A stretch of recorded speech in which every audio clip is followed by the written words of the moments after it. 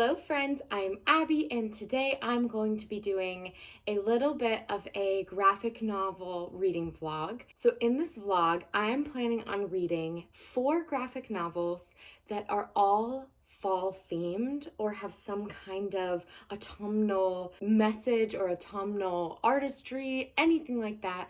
I did a lot of research into like the best graphic novels to read in the fall, and I think I've got some great ones. The first one that I'm going to be reading is Pumpkinheads by Rainbow Rowell, and this is the story of these 2 characters who have been working at a pumpkin patch every year, and this year they are going away to college, and this will be their last year at the pumpkin patch. And so they are kind of hanging out in this patch, making it an adventure since it's the last year that they'll be together in the pumpkin patch for Halloween. I think the color of this is gorgeous. The artwork is amazing. I haven't started it yet, but just from the outside, I can tell that this is going to be so heartwarming and cute and perfect for fall. Next is a more spooky graphic novel, and it is Through the Woods by Emily Carroll. I've heard that this one is a scarier graphic novel. It's more of a horror graphic novel. 5 mysterious, spine-tingling stories follow journeys into and out of the eerie abyss.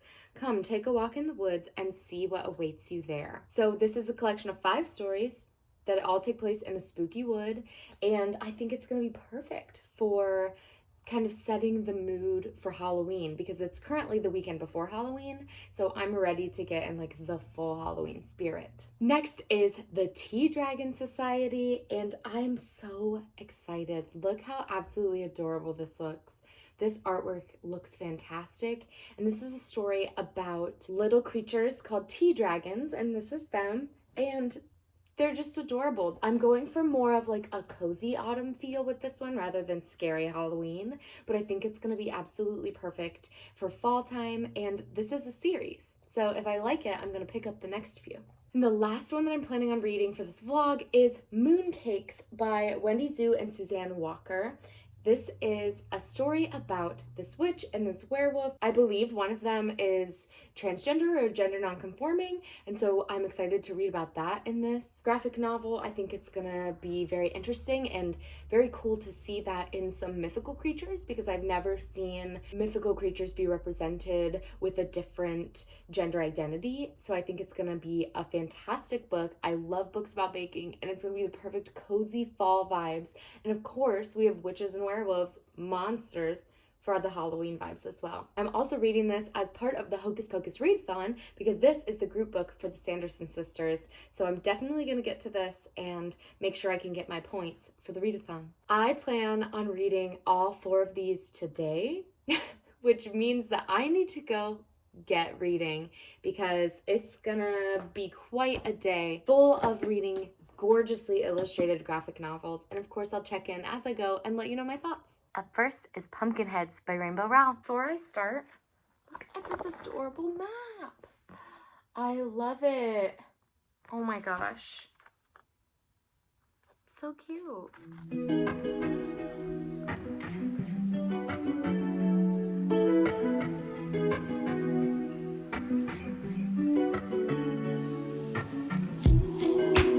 Okay, so I've learned more about what Pumpkinheads is about. It's about Deja and Josiah, who are the main 2 characters, and Josiah has always had a crush on a girl at the pumpkin patch, and Deja is trying to convince him that since tonight is the last night, he needs to talk to her.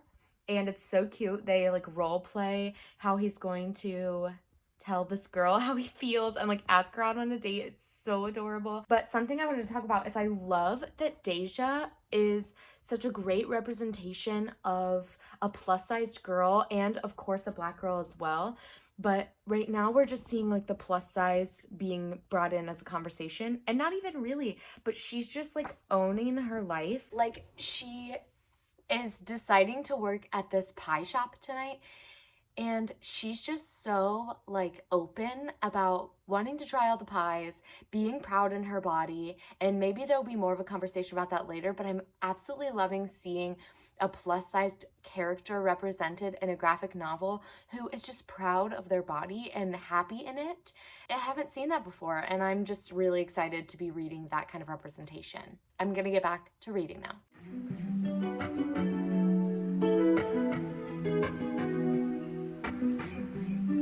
I just finished about 100 pages of Pumpkinheads, which is about halfway through, and I'm absolutely loving it.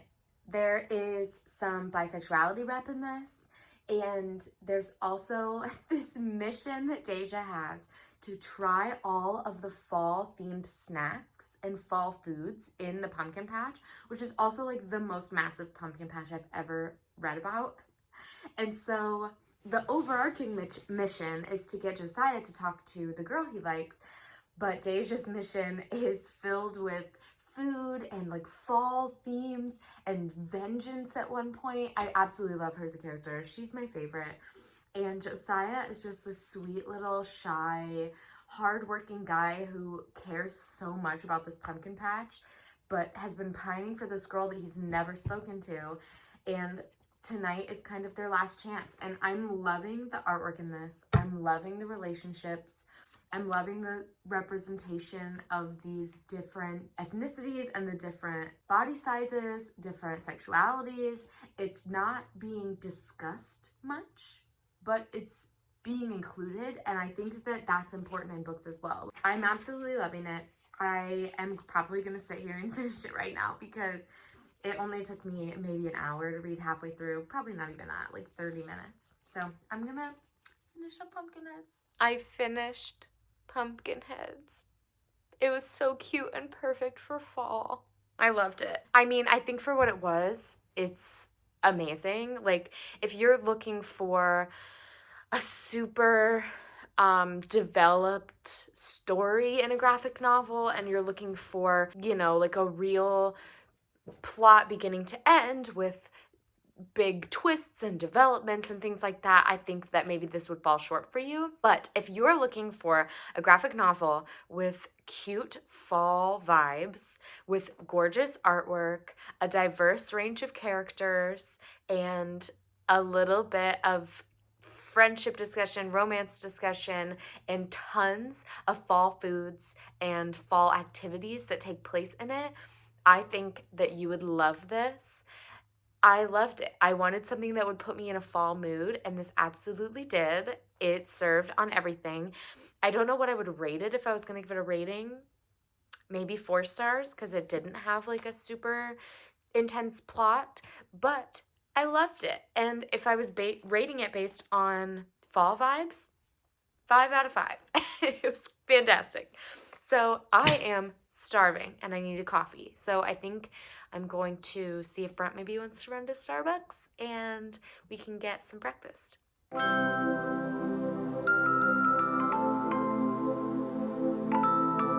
We are back from Starbucks. I got a little caramel macchiato, and we also went through Bob Evans and picked up a loaf of banana nut bread because this is my favorite fall treat, and I was really craving some banana nut bread for breakfast. So I'm excited to open this up and eat it. As you can see, we already took a couple bites out of it. Don't tell anyone. I also convinced Brent to read Pumpkinheads today, so hopefully you'll have his thoughts on it later because he's gonna read it, I think, after lunch while I'm reading Through the Woods. Although I think I might start this now because he's gonna start cooking lunch soon. So maybe I'll try to read this while he's making lunch. And then he can read Pumpkinheads while I read The Tea Dragon Society.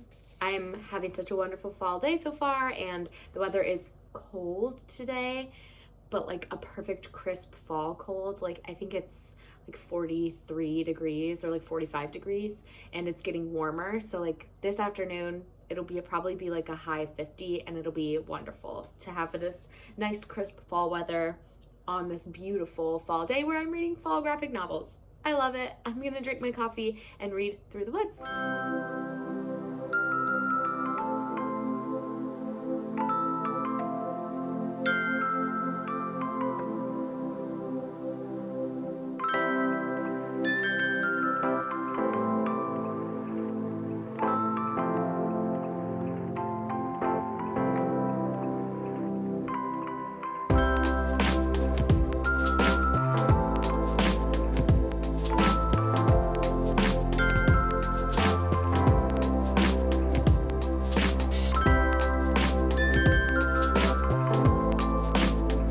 Okay, so I mentioned that Through the Woods is a collection of 5 stories, and they're all young adult stories. So it's a young adult graphic novel, but they're all like a little bit spooky.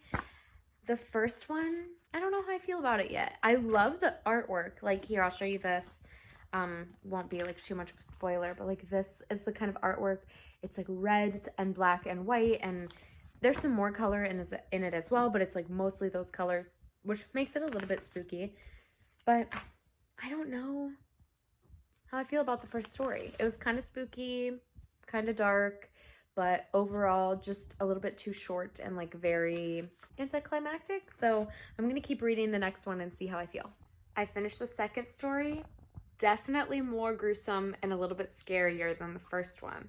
The first one was very anticlimactic, and the second one is very much like a haunted, scary fairy tale that was very dark and like had very gruesome imagery and like vibes going on through the whole book. The theme was a lot darker than the first one, so I'm liking it more. I'm gonna keep reading and go into the third one. Brent is cooking lunch for us right now.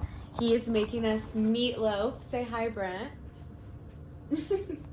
He is making meatloaf while I finish reading Through the Woods. I thought I'd give you my quick update on the last two stories I read. So the last two have definitely been like kicked up a notch in terms of scary stuff going on. Like the first one was kind of just like, ooh, spooky woods, and now we're getting into like possessions and like dead people coming back to life unexpectedly. I am really enjoying it. It's going quick. Almost all graphic novels go really quick for me, so I'm gonna read the last story right now, and then there's like a little bit of a conclusion, and then I'll let you know my final thoughts.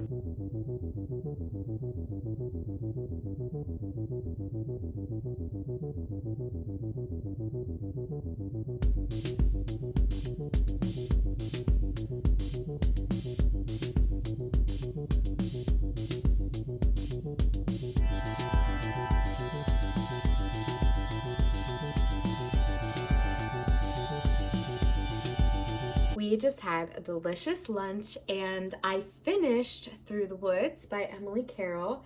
I think I'm gonna give this like 3.5 stars. I think that some of the stories were more developed than others and like were creepy and had a real like through line of kind of horror or mystery going on, and some just felt like incomplete thoughts. They just felt like they weren't finished, and I wanted more from them. The artwork in this is incredible though, and I think that some people would really enjoy the style of this graphic novel. It just wasn't necessarily for me. I think maybe if I was younger and looking for something scary, this might do it. I also didn't tell you the names of the like different stories that I was reading. So the titles are Our Neighbor's House, A Lady's Hands Are Cold, His Face All Red, My Friend Jana, and The Nesting Place. And then there's like a little conclusion at the end. And I think that My Friend Jana and The Nesting Place are the two best ones in my opinion. They're the scariest. They are the most thought out, which it seems to me kind of like the book as it was being written got better and better. Like each of the 5 stories got better than the one before it. And so I can tell that the author maybe saved The Nesting Place, which I think is the creepiest and is the most well developed and is the longest, for the end of the book, because it is the most complete story in this collection of stories. But overall, it was pretty good. It's very dark here. I'll give you this like flash. Like there's just so many like really dark and spooky images and dialogue. I think that it freaked me out a little bit, and some of the images I can't get out of my mind. So Brent and I are going to settle in on the couch for a little bit at the beginning of this afternoon. I'm going to start the Tea Dragon Society, which I'm so excited about, and he is going to read Pumpkinheads because it was so cute this morning that I really just want him to read it and enjoy it as much as I did. So I'm going to be reading the Tea Dragon Society. I think this is another one that has some LGBTQIA+ representation in it, so I'm very excited. And it's described as a cup of hot tea on a crisp winter morning. It's absolutely brimming with gentle, thoughtful, gorgeous little moments. Take the time to sit with it and let it remind you of simpler times and sweeter things. So I think that this will be the perfect cozy fall afternoon book to read with Brent beside me reading his own cozy fall graphic novel. Do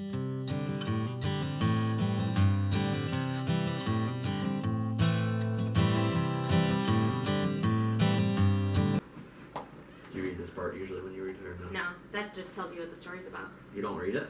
Do you think I should or no? We can. It'll just tell you kind of what I already know.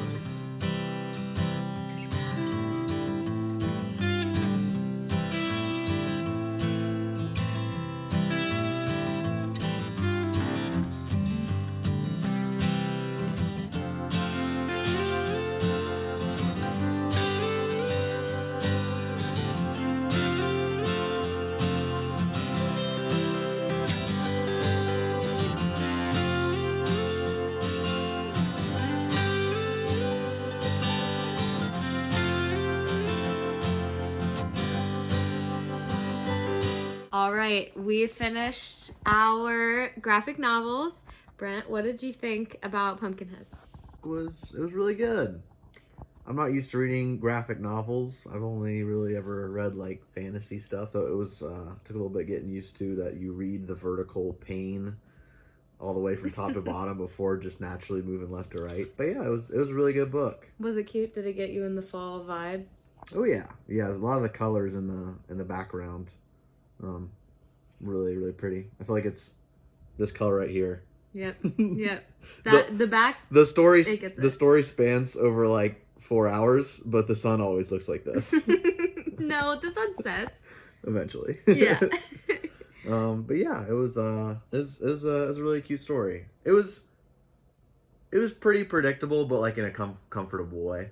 I gave it 4 stars. Do you want to give it a rating? Are we rating it generally or like graphic novel? I mean, I don't know. I base off of enjoyment mostly. I give it because it's like a short read and it's fall right now, I give it a 3.75. Nice. You're a 0.75er. 3.75. It's not quite a 4, but it's better than a 3. Nice. Okay, I finished The Tea Dragon Society while Brent was reading Pumpkinheads, and I'm obsessed with this. I truly think that I'm going to get the next one. I rented all of these from the library. I didn't mention that, but I think I'm gonna buy this. This is gonna get 5 stars for me. It's not. I just love the artwork. I love the representation. There are a couple characters with a disability that are represented in here.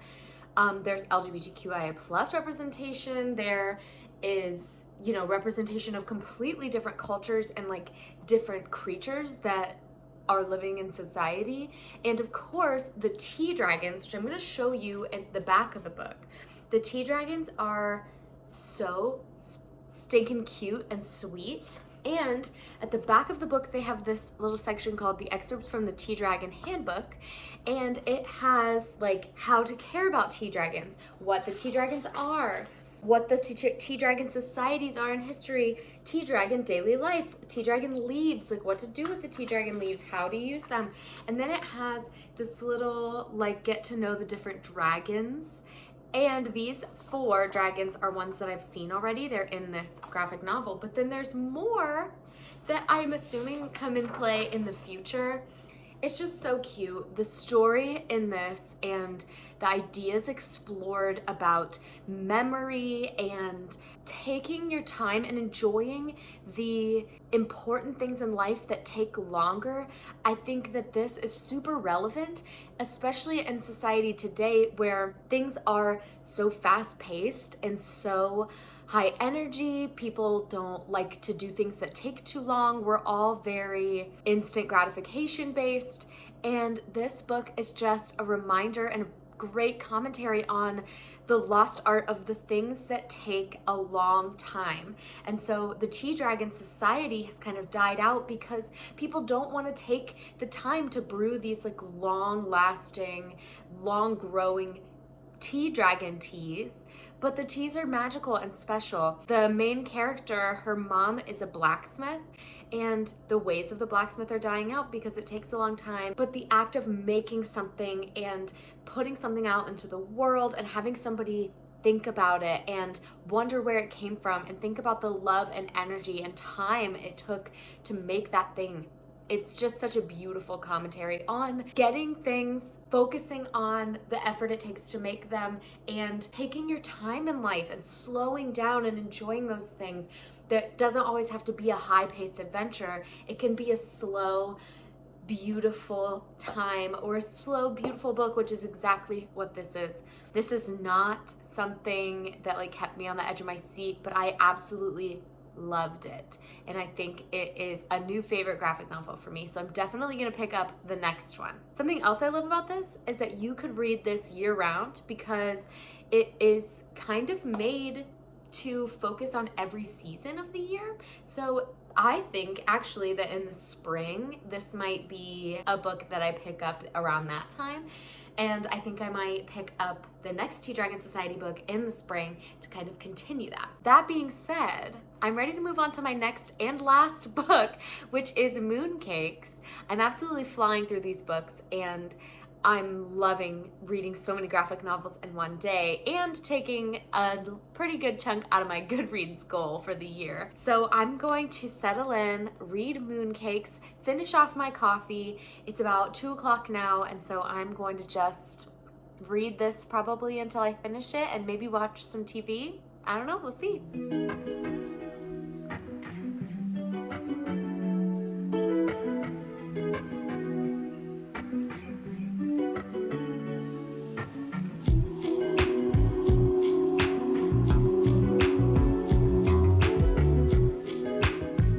Finished the first 3 chapters, I believe. Let me double check. Yes, the first 3 chapters of Mooncakes, and I'm obsessed with it so far. It is more of a romance than I expected. The romance started earlier than I expected, and there's so much amazing representation in this, which is amazing to see. So first of all, the main character, Nova, wears hearing aids, which is such a sweet touch. I love seeing things, especially as a school counselor. I love seeing books that are written for young adults that have inclusive characters, and not just for sexuality, that is a very important piece, but also for differently abled children might want to see in books. Just the fact that this main character wears hearing aids and like that's not a huge part of the plot is so impactful for kids who, or people, anybody really, who also wears a hearing aid and or is maybe hard of hearing and wants to see somebody represented similar to themselves in a book. So I'm loving that. Of course, as I mentioned earlier, there's so much different representation for gender identity and sexuality in this book. The main character, Nova, is raised by her 2 grandparents who are both her grandmothers, and they are a couple, and her parents have passed away, so she doesn't have like a connection to her parents anymore, except they can come back at holidays, and so that's really interesting to read about as well. There's so many like fantastical elements. Nova's a witch. Tam, who's the other character in this book, is a werewolf. There's a demon horse.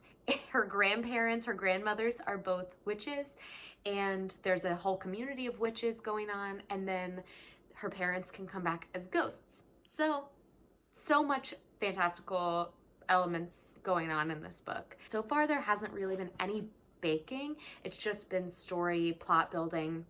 And there's definitely more of a plot in this one than there have been in the other 3 that I read today. So I'm really looking forward to getting more into this world. They run a library and they have a secret room of books about like witchcraft and magical things. And so every once in a while, somebody will go back into this like book room and books are flying in the air. Things are flying everywhere. Oh, there's also a little garden of magical creatures that I think is so cute. And overall, I don't know that I ever explained what this book was about other than it's a magical book about baking. I can give you a short synopsis now about what this book kind of is focusing on, because it's about Nova and Tam, who are childhood friends, and then Tam moved away. they're kind of the only people, they were the first people they shared their magic abilities with and told about their magical abilities. And so they had this bond. Tam, who identifies as they, when they moved away, the main character Nova, she was really upset and missed her close friend. And so when they came back, now they are kind of rekindling this relationship, this friendship, and trying to find more about wolf magic, because werewolves in this world apparently have the power to bring things back from the dead, and they're trying to explore more of that magical ability that Tam doesn't know whether or not they can actually possess, and whether they need to like keep working on their powers, or if this is not something that they'll ever be able to do. There's just not a whole lot of research. There's also a character who is a scientist, and she is really into research and exploring magic and science and the connection between them. So overall, it's been really great so far. The story is much more developed, much more in depth. They're going into a holiday feast right now that I think is going to incorporate some of this baking and some new characters that will be brought in. But so far, it's a magical world filled with magical creatures and tons of representation for lots of different aspects of people's lives. I'm gonna get back to reading so that I can get further into this and find out what's happening with this demon. Okay, I've now read about 200 pages of Mooncakes, and I'm still completely enraptured by this story. These characters have just such a fascinating world that they live in, and magic is just so enwrapped in their lives. They have so many black cats. They use magic for like everything that they need. It's just so interesting to read about this family that's magical, and these grandparents are magical, and it's a magical book. I also love the grandmas. They adapt so quickly to Tam's gender identity. They show a perfect example of correcting yourself and making an effort to continue to correct yourself when somebody corrects the pronouns that you identify them with. There really isn't a lot of baking though. I do wish there was more baking. Maybe there'll be more later in this book. I think I have like 50 pages left, so it should go pretty quickly. But I'm loving it. There's an intense plot twist kind of going on right now. There's just a much more intense story than there has been in any of the other graphic novels that I've read today. So I'm gonna take a break right now, maybe outline my bullet journal a little bit, and then finish Mooncakes.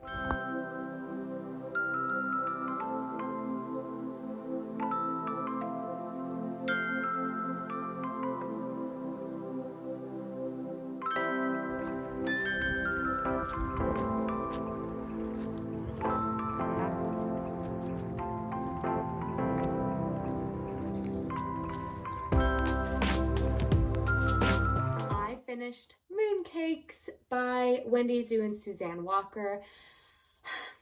I loved this. I think I'm going to give this one 5 stars as well. Well, maybe 4.5, because there really was no baking. I'm actually very disappointed in the lack of baking involved in this graphic novel. If you are looking for a graphic novel that has lots of baking, check out Bloom, because that one definitely had more baking in it. But I did really enjoy this story. I enjoyed the characters. The plot itself was well developed, and it had a great like discovering yourself and growing into your power kind of theme going on. And overall, it was just a magical story about some mythological, fantastical creatures who were falling in love and discovering their powers. I want to throw out that at the end of this book, it's the sweetest thing I've ever seen. There are these letters. And so the first letter is from Zulu Huang, who is Nova's grandmother, one of her grandmothers. And the letter basically is to the leader of the board of witches, and it's dated a few years before the story takes place, and it talks about how Nova has been elected for hearing aids because she's hard of hearing, and her grandmothers want her to be able to hear properly, and her pediatrician decided that that was the best course of action. And her grandmothers are worried about the electronics interfering with her magic abilities, because they have this theory that magic might conflict. And then the second letter is a letter back from the leader of the witches to the grandmothers, telling them all about how electronics could interfere and how Nova can kind of rise above that and become the best witch she possibly can be. And you see her using electronics and her hearing aids as kind of an aid for her magic rather than a hindrance, which is such a beautiful image and such a beautiful thing to include. It also kind of ties into the other side character. I don't remember her name off the top of my head because I'm really, really bad with names. Tat.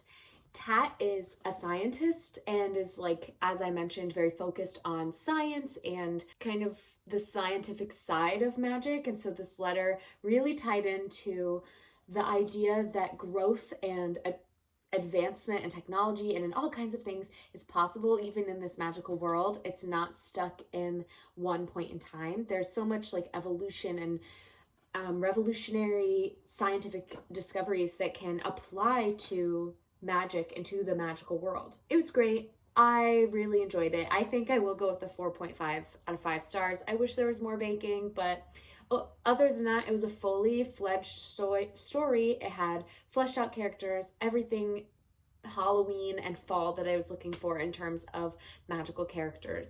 So I do highly recommend this one. Overall today, I read 4 graphic novels, and I will give you a quick, in case you skipped to this part or you don't remember, I'll give you a quick rundown of the books and what I rated them. So I started with Pumpkinheads by Rainbow Rowell, and I gave this 4 stars. As I said earlier, this 4 stars rating is more for the fall vibes that it gave me and the enjoyment that I got out of reading it. This art style is probably one of my favorites that I've read in graphic novels. So this is a 4 stars for enjoyment, not necessarily for plot or well-developed story. But if you're reading this in the fall, I think it would be perfect to get you in the mood. Next, I read Through the Woods by Emily Carroll, and this is a collection of 5 stories. And I think overall this collection I would give maybe 3 stars. And I would give some stories 4 stars, some stories 2 stars. So I think a 3 star is a nice average. This definitely had some spooky things in it, some parts that I probably won't get the images out of my mind for a while, but it is overall young adult, and I think that I was hoping it would be a little scarier, a little more developed in terms of stories, because some of them were only like 10 pages long, and I didn't really get to connect to those characters or feel the fear that they were feeling. Next up, my favorite one of the reading vlog that I'm doing today, the Tea Dragon Society. This has probably the cutest drawings that I've ever seen. The characters and the designs of these pages are absolutely gorgeous and aesthetically pleasing to look at. It goes through the seasons, and each season has a different aesthetic in terms of color palette and what the background looks like in all of the scenes. It's just gorgeous, and the premise of this is adorable. I'm absolutely going to continue with this series. Last but not least is Mooncakes, and as I said, I am going to give this probably 4.5 stars.